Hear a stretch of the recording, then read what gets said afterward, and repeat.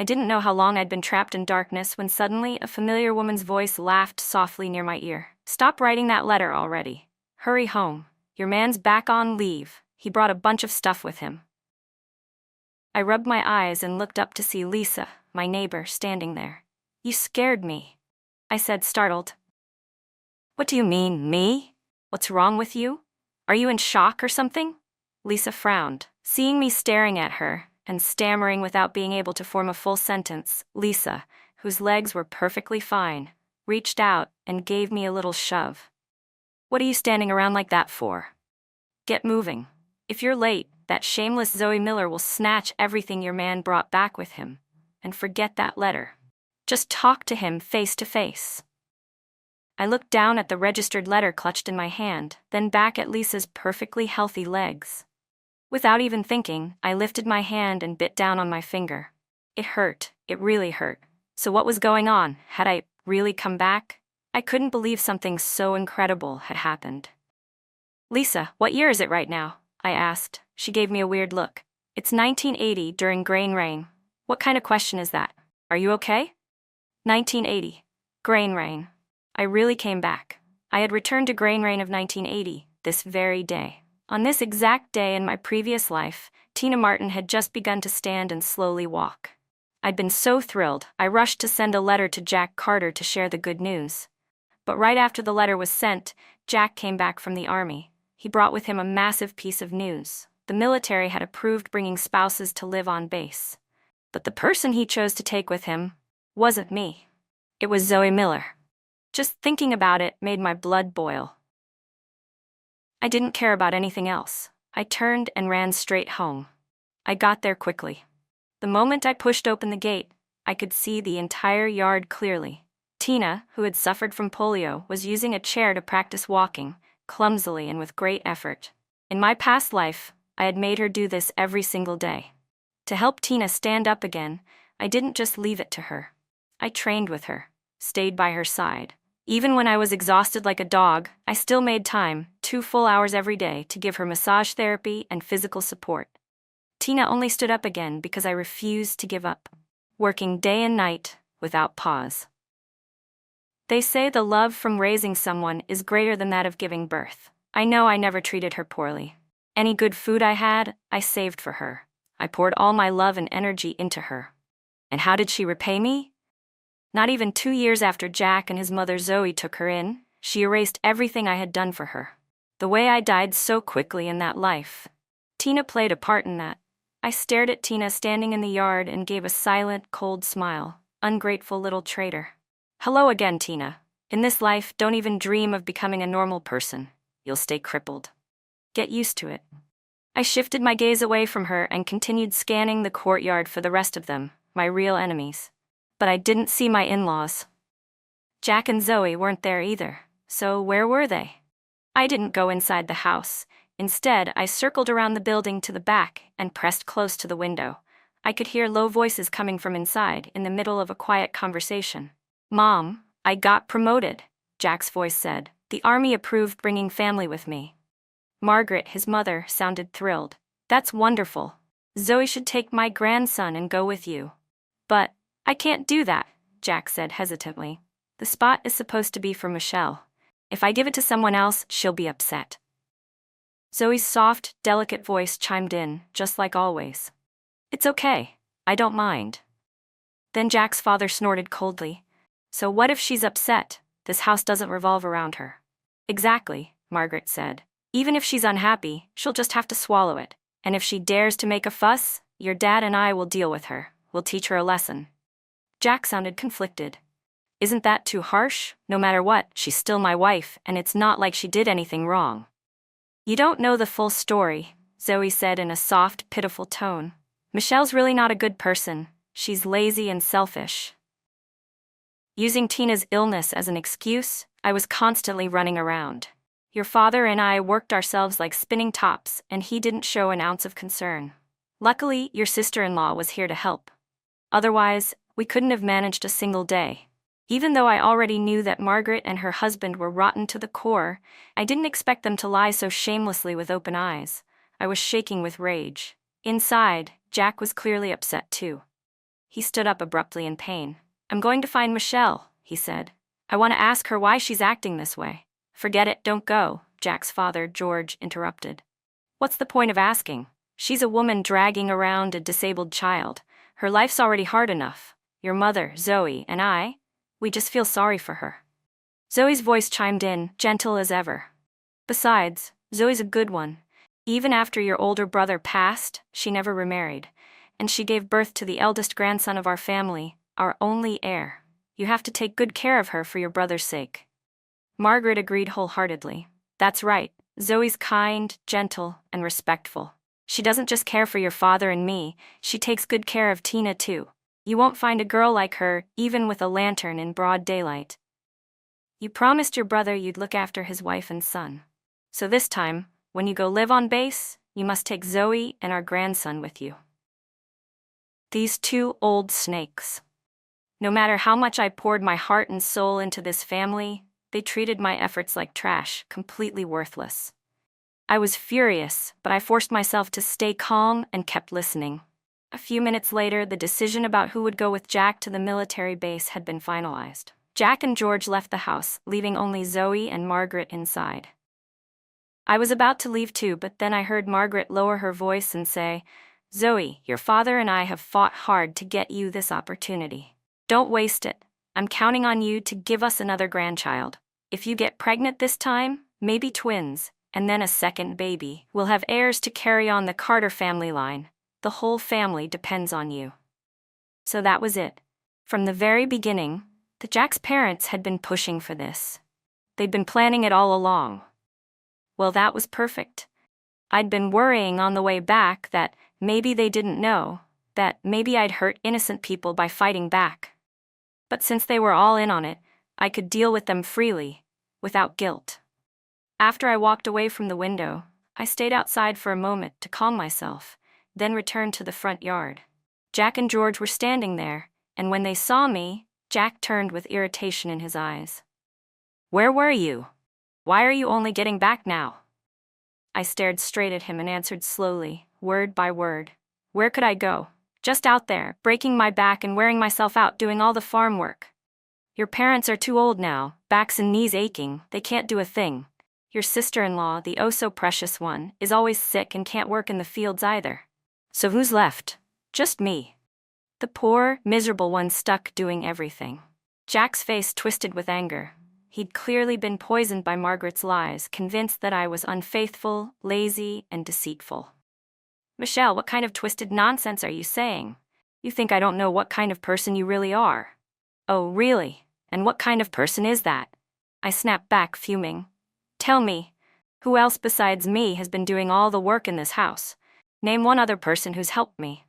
You're being unreasonable, Jack shouted. Just because I've given you face doesn't mean I don't know what you've been doing behind my back. I'm warning you, stay in line. Well, thank you so much for the warning, I said coldly. But what exactly have I done that's so shameful, huh? Why don't you say it loud and clear? Or should I call a village meeting? Invite the village head, the secretary, and everyone in town, and let's discuss all my supposed wrongdoings publicly? I wasn't holding back. I pressed him hard, without a trace of tenderness or affection. I didn't play the soft-spoken, devoted wife. I gave him nothing but the raw truth. Jack grew even more furious and started yelling about calling someone to settle things properly. But I knew if anyone really came to mediate, their lies would be exposed. George quickly grabbed his arm to stop him. Margaret and Zoe rushed out of the house to pull Jack back too. Zoe, of course, didn't forget to play the gentle peacemaker. Michelle, Jack only gets to come home once every few years. Can't you be a little more understanding? Margaret chimed in, her voice sharp and scolding. That's right, my son's out there defending the country. Even if he hasn't earned medals, he's still worked hard for this family. Michelle, how dare you yell at me? Have you no sense of law and order? Margaret snapped. What does your son's hard work have to do with me? I shot back. Did he ever give me a single cent? Ever lend me a hand? Jack was trembling with rage. Michelle, are you even reasonable anymore? Every month, I only kept a tiny bit of my salary for myself. I sent the rest home, to you. I still have all the remittance slips. You can't just deny that with a few words. I really haven't seen a penny of it, I said coldly, and I had no idea you were supposedly kind enough to send money back to me. I turned my gaze on everyone around me. Did any of you ever see the money Jack sent home? Margaret? George? Zoe? Not a single one of them dared to meet my eyes. They all avoided my gaze like cowards. I sneered. Could it be the post office stole it? Should we go together and ask the postal workers for an explanation? Seeing me suddenly act out of character and create a scene, Margaret realized she couldn't keep the lie going any longer. She started cursing me, calling me ungrateful and heartless, and then jumped forward as if to hit me. Zoe immediately played the role of the peacemaker, trying to stop her, only to conveniently trip and collapse onto the ground, pretending to faint. Margaret immediately sprang into action. Jack, your sister-in-law fainted. Hurry and take her to the hospital. Don't let anything happen to her. So Jack and his parents rushed Zoe, who was clearly faking her condition, to the town hospital. I didn't bother going along for the show. Instead, I went out to the backyard, grabbed a large rooster, and with one clean stroke, slit its throat. Blood splattered everywhere, and my hands were soaked in it, but I felt more exhilarated than I had in years. Today was just the beginning. The real show was still ahead. The entire Carter family had schemed against me, each one of them cold-blooded and heartless, and I would return every ounce of that cruelty with interest. All they had to do was wait. It didn't take long for Zoe to, miraculously, regain consciousness at the hospital. She turned on the waterworks, crying like a helpless victim, claiming that in order to avoid coming between Jack and me, she had decided not to go with him to the army base. She said she would stay behind to take care of the child and Jack's parents. Naturally, Margaret and George objected immediately. They exploded, hurling curses at me and accusing me of stirring up drama and turning Jack against his own family. They painted me as the villain who slandered Zoe and sowed discord. Jack, meanwhile, had calmed down completely. He stood silently in the hospital room, brows furrowed. Something about the whole situation didn't sit right with him. His parents claimed I was lazy and didn't pull my weight, but when I came home earlier, I hadn't looked idle at all. My clothes were filthy and sun-bleached. My hands were rough and calloused, clear signs that I'd been doing hard labor. Then there was Zoe, lying on the hospital bed. Her skin was soft and pale. She was clean, neat, and looked nothing like someone who did any manual work. And then there was what I said, that I had no idea he'd been sending money back. Jack's doubts deepened. He suddenly cut off Margaret mid-rant. I want to know, who's been collecting the money I sent home? Faced with Jack's serious expression, Margaret hesitated before finally muttering, Your father and I collected it. Why didn't you tell Michelle? Why didn't you give the money to her? Jack asked. That's not it, Margaret stammered. It's not like we didn't want to give her the money. You know how Michelle is, stubborn. All she cares about is Tina. I was afraid she'd waste the money or spend it all at once, so we kept it behind her back.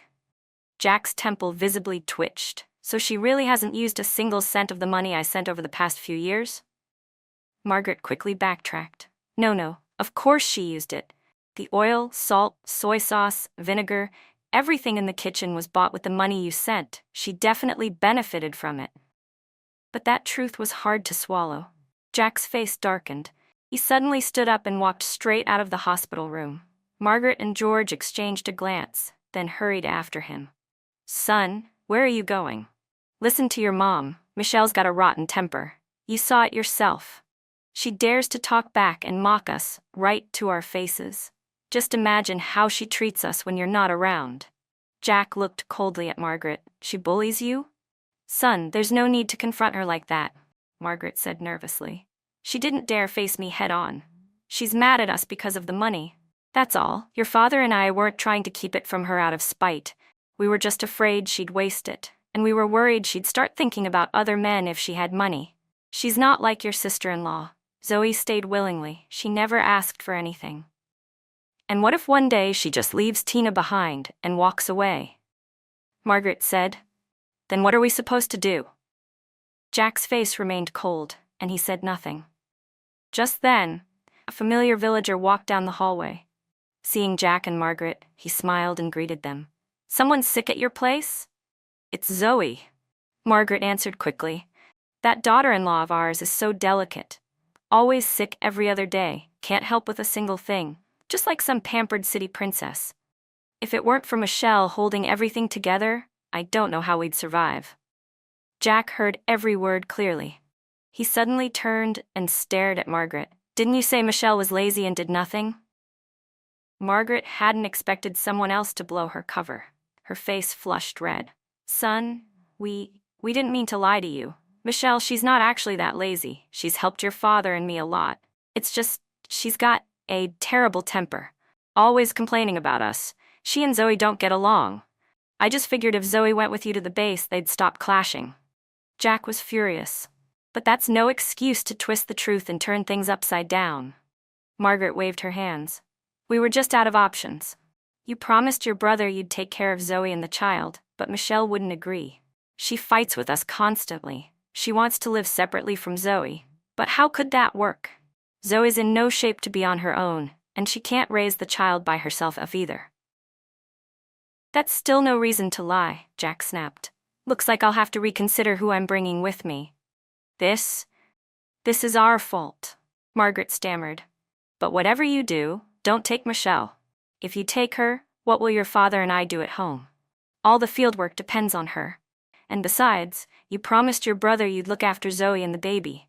If you leave them here, what kind of man does that make you? As Margaret ranted on, Jack felt like a complete fool. He wasn't stupid.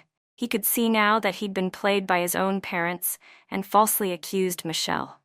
Thinking back to how harshly he'd treated her, not even sparing her any dignity, he felt a deep pang of guilt. Without another word, Jack left them behind and strode home quickly. As soon as Jack was gone, Zoe, who had been faking illness, immediately got up, completely fine.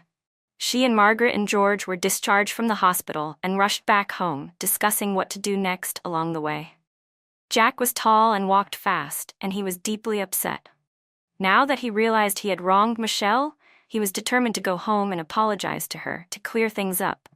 But as he reached the doorstep, he heard a child crying inside, followed by Michelle's voice shouting, "Why are you crying? All you ever do is eat. You're hungry? I'm hungry too. All you do is open your mouth and expect good food. What, you think I don't have a mouth?" Jack pushed the door open in 3 quick strides. He saw Tina sitting on the floor, covered in dirt, holding a bowl with nothing but a few wilted vegetable leaves.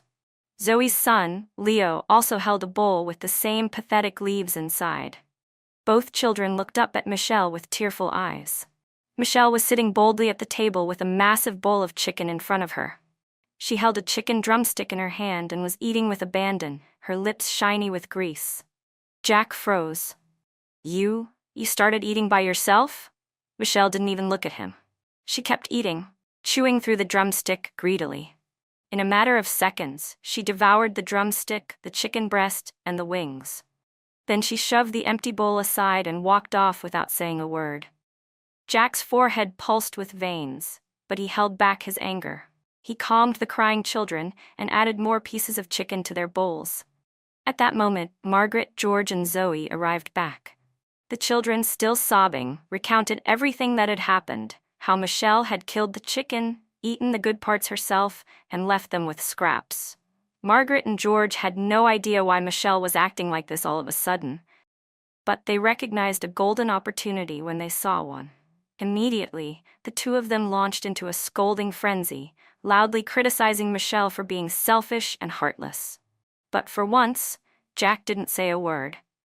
He just stood there silently and didn't join in. By the time Jack pushed the door open and entered the house, I had already cleaned up and was getting ready to rest, slipping off my shoes by the bed. When Jack walked in, I didn't even lift my eyes. Every time he came back home, I would always fuss over him, asking if he was warm enough, if he needed anything, rushing around like some unpaid servant, catering to his every need. But not this time. This time, I didn't ask, didn't move. My face stayed cold the entire time. I could only imagine how that made Jack feel.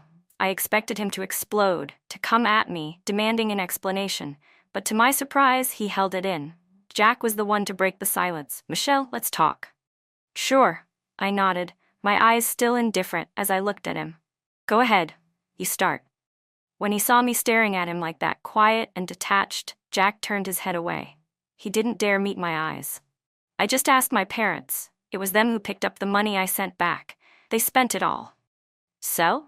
I said, my voice thick with sarcasm. Does that mean I owe you something? That I've wronged you these past years? Thank you so much for your hard work. What does one sentence, "You've worked hard," wipe away all my suffering? Is it that easy? I stared at Jack, cold and unyielding. He must have thought I would forgive him, say it was okay, that I didn't blame him. But how could I not? I remembered what I learned before I died, that gut-wrenching truth. And all I wanted in that moment was to tear this heartless bastard apart. Jack stood there, awkward, seeing that I still said nothing, just continued to stare at him with dead eyes. His expression turned stiff. I know what my parents did wasn't right, he said. But you weren't entirely right either. How could you eat like that in front of the kids, not give them anything? That really disappointed me. So what are you going to do about it? I asked. Jack was stunned. He had expected me to apologize, admit I was wrong, promise to change. He didn't expect me to throw the question right back at him like that. I wasn't playing by the old rules anymore, and it left him completely off balance. He stiffened his neck. Don't you want to know why I came back this time? I gave a dry laugh. The sound of it clearly irritated him even more. I got promoted. I'm allowed to bring family with me to live on base.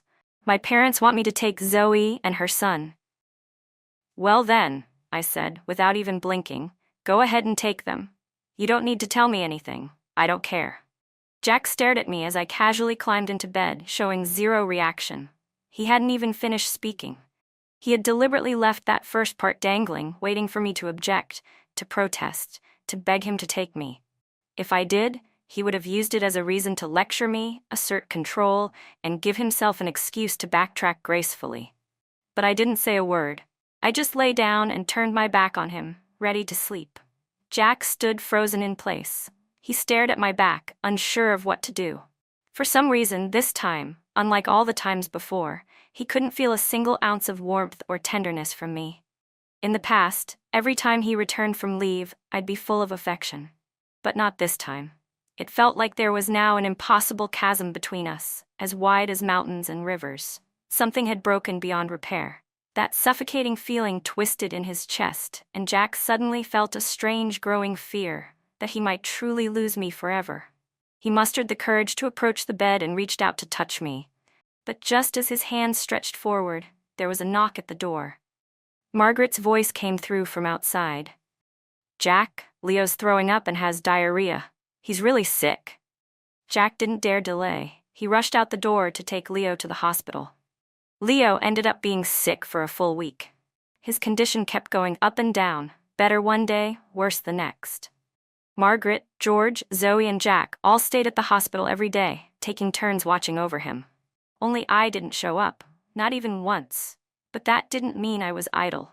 According to Margaret, I was causing trouble left and right. She said I'd slaughtered all the chickens we raised at home and ate every last bite by myself, not even leaving them the tails.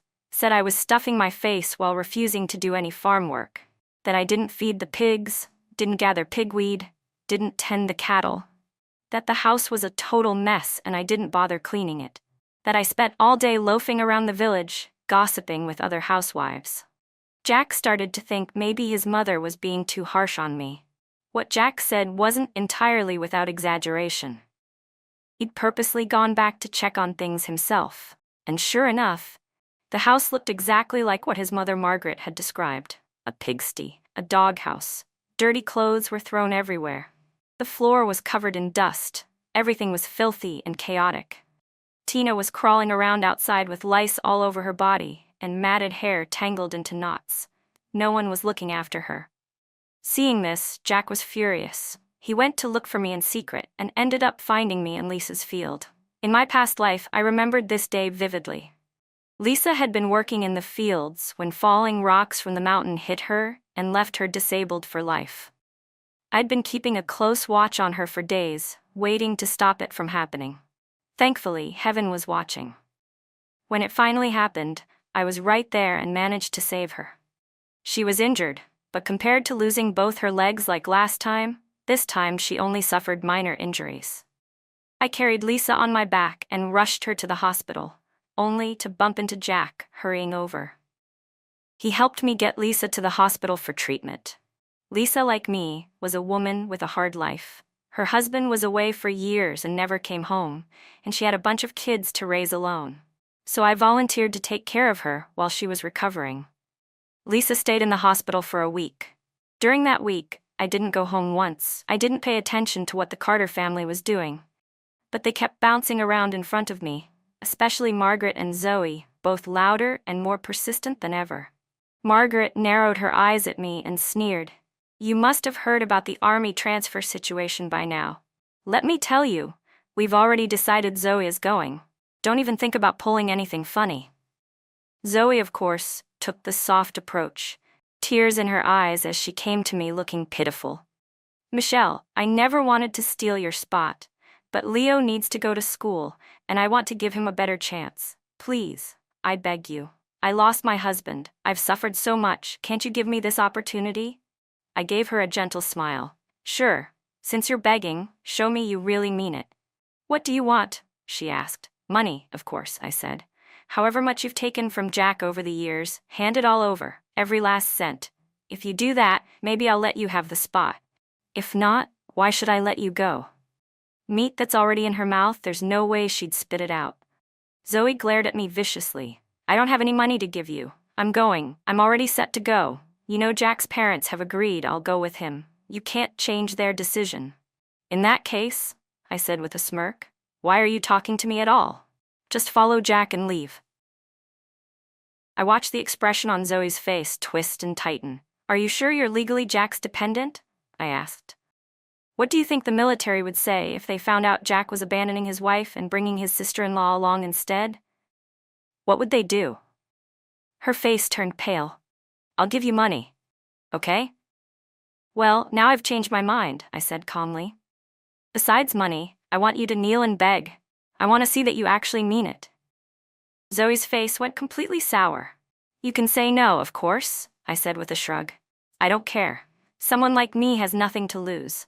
But if you refuse, no matter how you get that spot, I'll go straight to the army and report everything." In the end, Zoe knelt in humiliation and banged her head against the floor. I watched her contorted, angry face and laughed to myself in silence. 3 days later, Zoe showed up with a thick wad of cash, over 2,000 yuan. I had never seen that much money in my entire past life. Money really does open doors. Now I just had to wait for Jack to take Zoe with him to the base. I'd let them build their affair, have their little love child, and then I'd strike. Over the next few days, Jack was caught in deep turmoil. To be honest, he did want to bring me with him. But the moment he told his parents about that decision, they flipped out. His mother, Margaret in particular, went completely unhinged, screaming, crying, threatening to kill herself. Jack had no idea how to handle the mess. He knew he needed to talk to me about it, but I wasn't home. I was still staying at Lisa's place, helping her recover. Whenever Jack came looking for me, I always had an excuse ready, one reason or another not to see him. Jack couldn't bring himself to swallow his pride, and so he kept dragging things out until the very last day of his leave. That day, he finally forced me to come back home with him. He thought he'd have a proper conversation with me about the transfer, about who would go with him. But just as he started to bring it up, I cut him off with a flat tone. "You made a promise to your brother to take care of his wife. Then go ahead and take her. I have no objections." Everything Jack had prepared to say was rendered completely useless. The fact that I agreed so easily didn't make him feel any better. On the contrary, it left him unsettled. He didn't want this kind of distant, overly reasonable version of me. He had expected tears, resistance, a fight that would have been more like the Michelle he knew. He couldn't say for sure that my crying and begging would have changed his decision or made him take me along instead. After all, his parents were still hovering like vultures, watching his every move. But at the very least, it would have proved to him that I still cared. That I still needed him. Then he would have had something to fight for. But I didn't cry. I didn't protest. I just calmly agreed to let Zoe go with him.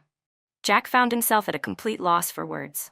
Looking at my indifferent face, he could only mutter dryly, "Michelle, I'll work hard. Just wait for me a little while. I'll come back for you and the kids." I gave him a faint smile. Didn't say yes, didn't say no. With the issue settled, his parents were thrilled. Zoe and Leo were happy too, and I didn't show a single sign of dissatisfaction. Only Jack felt heavy inside, burdened and bitter. The next day he was leaving. He had so many things he wanted to say to me, but I had no interest in listening. That night he tried to be intimate, thinking maybe we could reconcile physically. People always say married couples argue at the head of the bed and make up at the foot. But the moment he hinted at it, I shut him down by claiming I had my period. Jack clearly remembered. It wasn't my time of the month, so I was lying. I just didn't want to be touched by him. That fact made him furious. It wasn't like he had to sleep with me. It was just that his parents had been nagging him to have another healthy child with me. He thought maybe it wouldn't hurt to try, but I clearly didn't appreciate the gesture. He turned over and sulked. That night he tossed and turned, unable to sleep. A few times he reached out, wanting to pull me into his arms. But when he finally got the courage to touch me, I suddenly sat up and said, "I need to check on Tina." I got dressed and walked out of the room and didn't return. Jack went to Tina's room but didn't find me there. Uneasy, he searched the front and back of the house but still couldn't find me. Eventually, he had no choice but to go back to bed and wait. He sat on the bed all night, waiting for morning. When I finally came home, Jack stared at me and asked with a straight face, "Where did you go?" I was already pulling off my shoes. "Lisa needed help," I said casually. "I went to take care of her." Then he remembered. Today was the day he was leaving. And at the mention of it, I finally smiled. It was the first time I had smiled like that since he came home, and it lit up my whole face. Like his departure was the best news I'd ever heard. I happily helped him and Zoe carry their luggage, even walked with them all the way to the station. Along the way, Jack kept trying to find moments to talk to me in private. A lot, but I always managed to sidestep him perfectly. In the end, he boarded the train without exchanging a single real conversation with me. As he carried the bags and led Zoe and Leo into the station, he turned around instinctively, just once, and saw me standing outside the gate. I was smiling, but he couldn't read that smile. My lips were moving, mouthing something he couldn't make out. He didn't know how to read lips. But seeing me so cheerful, he figured I must have been wishing him well. Finally, I'd sent off Jack and Zoe, those two shameless traitors. The joy in my heart was overwhelming. "Jack, enjoy your sweet new life with Zoe. I'm counting on you two to be the perfect little happy couple. Have kids, a full house, don't disappoint me." The moment Jack and Zoe left, I kicked off my new life. One of total indulgence. I stopped supervising Tina's rehab exercises for her polio. I didn't care whether the pigs or cows had been fed or if there was food in their troughs. I didn't bother with the fields, who was planting what, or whether anything was growing. As long as I was fed, nothing else mattered. I slept in till the sun was high in the sky. After breakfast, I'd toss on my shoes and disappear for the day. In my past life, Lisa had been the kindest person to me in the whole village. During the busy season, I helped her with farm work, gathered pigweed, tended the cattle, and took care of her house, since her legs didn't work well. Sometimes I even stayed over for meals and didn't come home all day. Didn't Margaret and George always say I was lazy and useless? Well, I was finally living up to their accusations, fully and unapologetically. Without me playing the part of their live-in servant, Margaret and George had no choice but to do the field work themselves. They were exhausted, running themselves ragged, and of course, they weren't happy about it. Margaret came storming over, cursing me out. She thought she could use public pressure to force me into being their beast of burden again. In front of everyone, I calmly replied, "Didn't you tell your son I was lazy, cunning, and good for nothing? I'm just doing what you said I do. If you're not happy about it, I can leave. I'll go to the base and join Jack as his dependent. That way you won't have to see me or be annoyed anymore." The moment I mentioned going to the base to find Jack, Margaret fell silent. She didn't dare argue anymore. After all, she and Zoe had already schemed everything out. They were waiting for Zoe to cozy up to Jack, get pregnant, and give her a grandchild.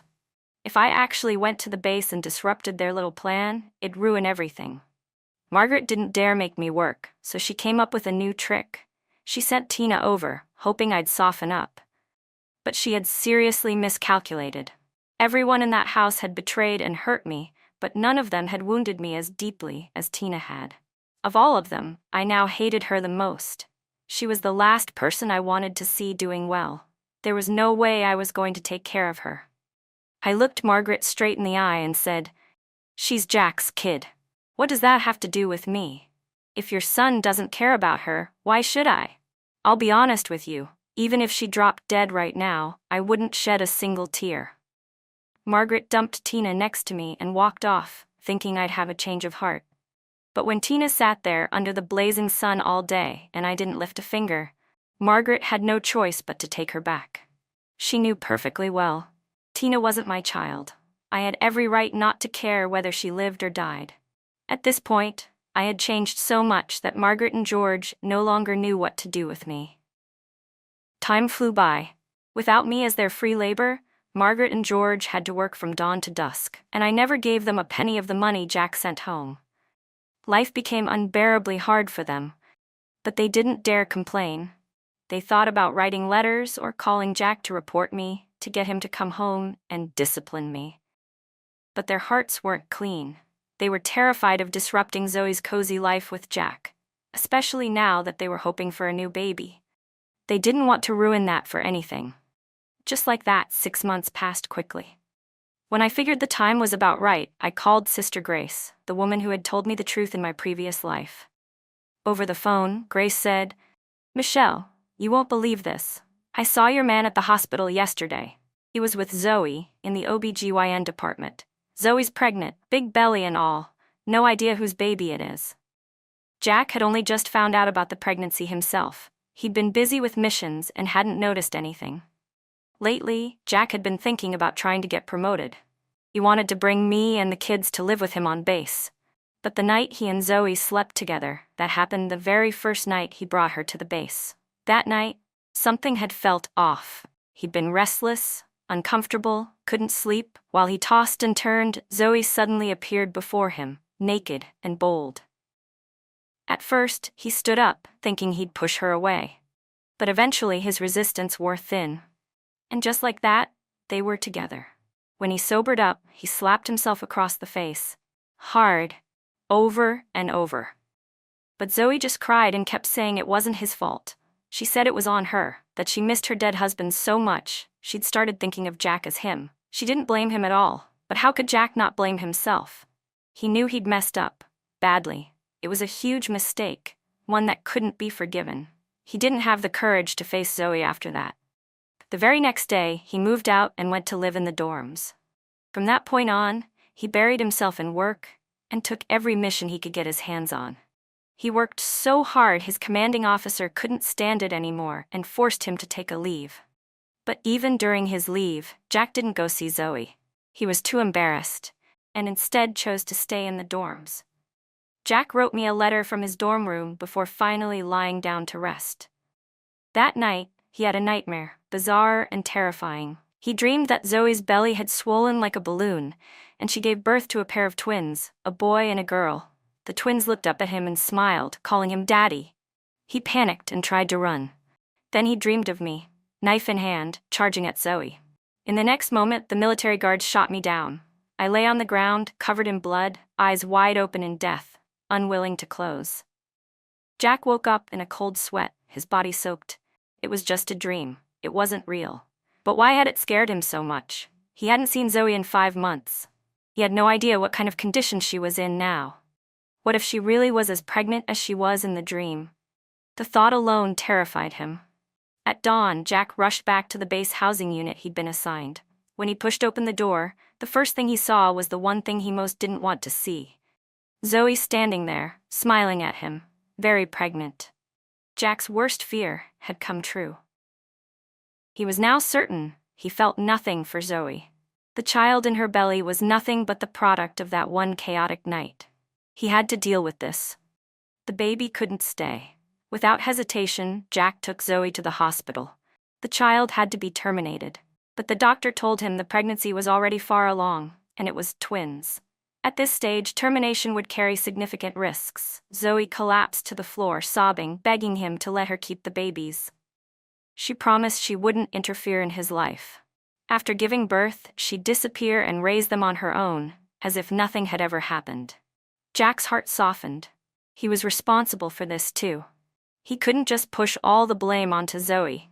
He had to find a solution that worked for both of them. Before he could figure one out, I showed up. The day I arrived was bright and clear. The kind of day no one would expect disaster. Jack had just been sitting down with Zoe, trying to talk through what to do about the babies. After careful thought, he'd finally made a decision. He was going to go through with terminating the pregnancy. The moment Zoe heard that, she broke down in tears again. She refused to give up the babies. She even knelt before Jack, pleading with him to let her keep them. Then Leo knelt down beside her too.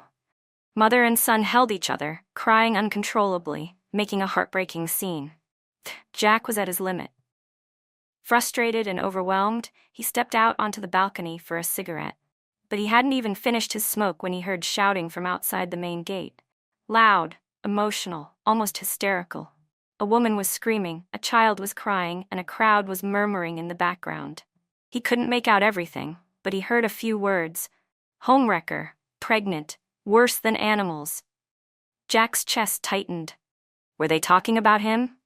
He stubbed out his cigarette and turned back toward the door, only to freeze when he saw people approaching from the main road leading into the compound. Most of them were soldiers. But two people stood out immediately. From a distance, he could just barely make them out. One woman and one child. A soldier was carrying the child, and the woman was walking ahead, waving her arms wildly and shouting as she went. Jack stopped in his tracks, eyes locked on the scene. The closer the group got, the more anxious he felt. A strange panic welled up inside him. He didn't know why, but the more he looked, the more that woman reminded him of me, Michelle. No, that wasn't possible. I wouldn't show up at the base without notice. There's no way I'd come here without saying a word. It had to be someone else. He must have been mistaken. That's what he kept telling himself, even as he stared at the group. But they were headed directly for the small building he was staying in. Closer. And closer. At last, Jack saw the woman's face clearly. It really was me. Michelle. Panicked, he stumbled back into the living room like a man on fire. Zoe was still sitting on the floor, sobbing, but Jack had no time for that. Hide, he said, frantic. Quickly. Hide! You need to hide right now. Zoe looked at him, confused, unmoving. Jack, now in a full-blown panic, rushed over and tried to pull her to her feet. His mind was spinning. Where could he hide her? Where could he send her? She couldn't be here, not when I was right outside. He had to get her out of sight, fast, before I found out. But just as he dragged Zoe toward the door, a pair of military guards rushed over and blocked his way. One of them flashed his ID. We were sent by the base commander. Lieutenant Jack Carter, you are to remain here and prepare to cooperate with an investigation. Jack's heart sank. It was over. He stood frozen, knowing exactly what was coming. Zoe, however, didn't get it. She started screaming at the guards. Move! Get out of the way! While she argued, a commotion built outside the courtyard. The gate creaked open. Jack instinctively looked toward the sound, only to lock eyes with me. My gaze was ice-cold and sharp as steel. Just for a second our eyes met. He saw the ridicule in mine, pure, merciless contempt. Then I broke into a scream and charged at him, tears pouring down my face as I shouted, You bastard! You heartless, filthy animal! How could you do something this shameless? While I was back home taking care of your disabled daughter, serving your parents like a slave, you were here screwing your sister-in-law? I wept and cursed, and as I screamed, I slapped him, hard. I didn't hold back, not even a little. In this new life, the thing I wanted most was to do exactly this, to slap this disgusting man senseless, and I didn't stop at slapping. I clawed at him, dug my nails into his handsome face until it was streaked with blood. Jack didn't move. He stood still, letting me unleash everything I had. Zoe, stunned at first, finally snapped out of it when she saw what I was doing to him. She lunged at me, furious. Get away from him. In response, I turned and slapped her too. Loud, sharp slaps, one after another. As I hit her, I shouted, Are you even human? There are millions of men in this world. How is it that you went after mine? How could you stoop so low? Zoe's face turned swollen and red. Her lips bled. She tried to speak, but what was there to say?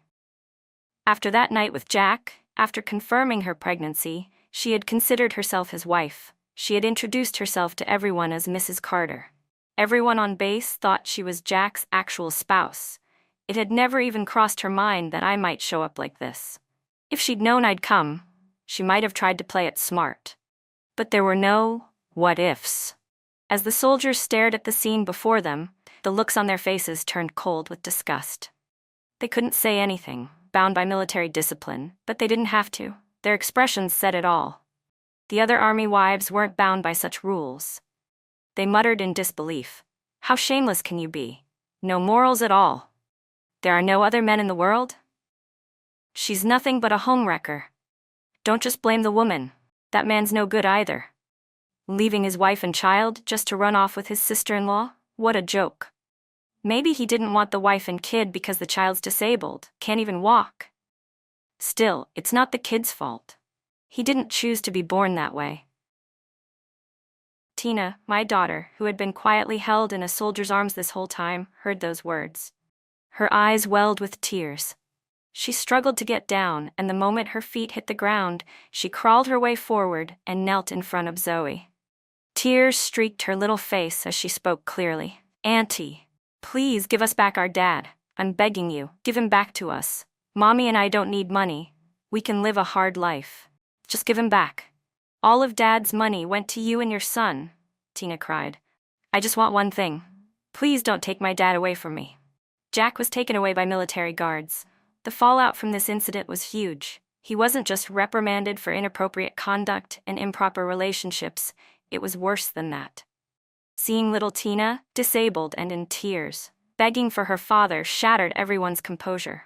No one could believe Jack's shameless, two-faced behavior. In today's society, how could such outdated and disgusting customs still exist? The military leadership had already considered him dangerously old-fashioned.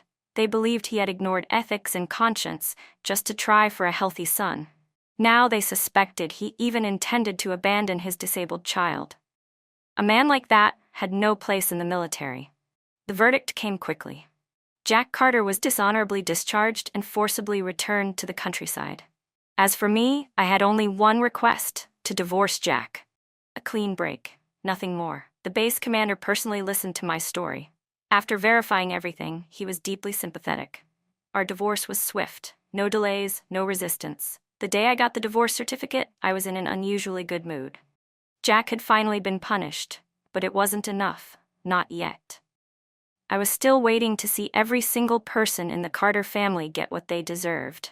I returned to the village shortly after Jack and Zoe came back. Jack's dismissal had made a big splash, and the entire village came out to watch the spectacle as he walked back home with his heavily pregnant mistress and their child. Disgusted shouts and curses rang out from every direction. Jack kept his head down and said nothing the whole way. And when Jack's parents, Margaret and Frank, saw their son punished and disgraced, all that warm enthusiasm they'd once shown for Zoe and her baby bump disappeared. Compared to carrying on the family line, their son's future clearly mattered more. Margaret stopped treating Zoe nicely. Zoe, now burdened with shame, knew better than to talk back. Even with that belly, she started getting up early to help around the house. No more whining about aches or fainting spells. But all her desperate efforts to win them over didn't help. Margaret snapped at her every day with that shrill, bitter voice of hers. You jinx! Didn't I tell you to stop scheming after my son? If you want a man, find another one. Why are you still clinging to mine like a leech? Look at what you've done to this family. Are you satisfied now? Zoe didn't dare answer back. She swallowed her shame and kept quiet. After a full week of enduring Margaret's vicious tongue, I returned, bringing Tina with me, the very child they'd tried so hard to erase. When Margaret heard I was back, all her old hatred surged up again. She rushed out of the house, ready to beat me in the street. She still thought I was the same Michelle she could push around before. But I wasn't. I grabbed that hag by her greasy hair and slapped her hard across the face. Again and again. Her nose and mouth gushed blood as she screamed in pain. When real strength shows up, bullies crumble. She couldn't fight back. She scrambled off the ground, dazed and defeated, ready to crawl back into her rat hole. I didn't rush. Calmly, with the whole village behind me watching, I followed her. Holding Tina by the hand, I trailed her all the way back to the house. Just as she was about to shut the door, I blocked it with one hand, then picked Tina up like a chick and shoved her inside. I looked Zoe in the eyes and said, loud and clear, "Here, I'm returning your biological daughter to you." The villagers exploded. "Michelle, what are you talking about?" "What do you mean, returning her daughter?" "Yeah, Tina's your kid, right?" I raised my voice so everyone could hear. "Since you're all curious, let me lay it out for you. Tina is not my daughter, she's Zoe Martin's daughter. My son, he died shortly after birth." Everyone was stunned. "If Tina is Zoe's child, then why was she raised by you?" "Isn't it obvious?" I said, my voice cold. Zoe and Jack were sleeping together? To keep me tied to the family, to make sure I stayed loyal, served them like a maid, they passed off Zoe's baby as mine. "Unbelievable," someone whispered. "They tricked her into raising someone else's kid? And a disabled one at that. Right?" Zoe and Jack were freeloading all day, while Michelle worked herself to death tending the fields, the house, and that sick little girl. "That whole family is heartless. And don't forget," someone else added, "Margaret was going around telling everyone that Michelle was cursed, that she gave birth to a disabled child and brought bad luck to the family. She's the one who spread that lie? What a witch! She even went around telling people that her eldest son died because of me." "Yeah, I remember," someone in the crowd said. "That woman went around the whole village, spewing that kind of trash." I believed it too back then. Same here. I really thought Michelle was a jinx. But looking at it now, Michelle wasn't a jinx, she was their blessing. Exactly. Ever since she divorced Jack, look what's happened to the Carter family. They got exactly what they deserved. As the villagers whispered and little Tina sobbed uncontrollably, Jack finally showed up. I hadn't seen him for a week, and he looked like hell. His eyes were sunken, his face still scratched from when I clawed him, and he stumbled to the doorway. "Michelle?" he said in a shaky voice. "What you just said, is it true? Our child, he's really gone? And Tina is my brother's daughter?" "Don't act like you didn't know," I snapped. "Wasn't Tina your little bargaining chip? You and your precious sister-in-law cooked up that whole scheme together to trap me. I swear I didn't know. I swear on everything, I never did this to you." "Save your breath. I don't believe a word of it. Doesn't matter if you knew or not. Tina's a Carter, Zoe's biological daughter. She has nothing to do with me. I'm giving her back to you, and this time, it's for good." As I turned to leave, Jack tried to stop me. I stared him down coldly. "There's nothing left for us to say. And Jack, if murder wasn't illegal, I wouldn't hesitate for a second to wipe your entire family off the face of the earth." He froze when he saw the hatred in my eyes. I sneered, "Jack Carter, your family's punishment has only just begun. I'll be watching. I'll be here to witness every bit of retribution that's coming your way." That wasn't an empty threat. I wasn't trying to scare him. I was simply stating a fact. I've never really believed in karma. I believe in taking revenge with my own two hands. That's why I made sure Jack and Zoe were sent back to the village with nothing. Completely ruined. Now that Jack had lost everything, his career, his pride, I wanted to see if Zoe would still love him like she claimed she did. If she'd still be willing to have his children. Maybe she really did like his handsome face. Maybe she'd stay just for that. But life wasn't going to be that easy. I was eager to see what she'd do, now that there were 2 disabled elders in the house, both unable to work. Would she still hang on? Let's wait and see. That day, I went home with Mrs. Tucker, caught up with her, and left the Carter house to stew in its own drama. But word traveled fast. The next day, neighbors who'd been eavesdropping said they heard Jack screaming at Zoe and Margaret, demanding answers about Tina. After trying to deny it, they finally broke down and confessed. Zoe and Margaret had made the switch while I was unconscious. They admitted they used me to raise their child and run their house like a slave. Jack apparently hadn't known the truth. But that didn't matter anymore. Whether he knew or not, the pain he and Zoe caused me in our past life had been very, very real. And then came even bigger news. The very next day, Margaret fell down the stairs while going up to the second floor. She broke her tailbone and had to be rushed to the hospital. In my previous life, she faked an injury to stop me from going back to the city. She kept me at her beck and call, forcing me to take care of her for 2 long years. But this time, she got what she deserved. This time, the injury was real. I wasn't waiting for karma. I was karma. That staircase had already been on the verge of collapse. All I did was make a few extra cuts in the weak spots to speed things up. Now Margaret was permanently paralyzed. She'd never walk again. And that was just the beginning. A few days later, Frank had an accident too. He was up in the hills cutting grass when he fell into a ditch and broke his leg. The village buzzed with gossip. Serves them right. It's retribution. That family did too many awful things. Even the heavens couldn't stand it anymore. But I knew better. It wasn't fate, it was me. I had known Frank would be up there cutting grass. So I'd planted a little bait, a few scattered bills, enough to tempt him. And Frank, true to form, couldn't resist the lure. Even though he knew better, Frank still took the risk for a bit of money. So when he broke his leg over a few scattered bills, it wasn't just an accident, it was inevitable. After both Margaret and Frank were left bedridden, the job of caring for them fell squarely on Zoe's shoulders. Zoe had always lived an easy life, used to being pampered and waited on. This was the first time she had to serve others. She managed to get by with feeding them and doing a bit of laundry, but when it came to changing bedpans, wiping them down, and enduring Margaret's vile, venomous mouth, even she couldn't take it. Frankly, I don't think anyone could. 2 weeks of tending to those 2 miserable wretches was all Zoe could take. She snapped and tried to quit. Of course, Jack wouldn't let her. He beat her and forced her back into servitude. Ever since Margaret became paralyzed, she'd become even more twisted than before. She was always a vindictive hag, but now she blamed everything on Zoe. In her mind, it was Zoe's fault that she and Frank were in this state. If Zoe hadn't gone after Jack, if she hadn't gotten pregnant, their family would have been fine. Jack would have kept rising through the military ranks, and they would have lived a life of comfort and prestige. None of this would have happened, but what Margaret never did was reflect on her own part in it.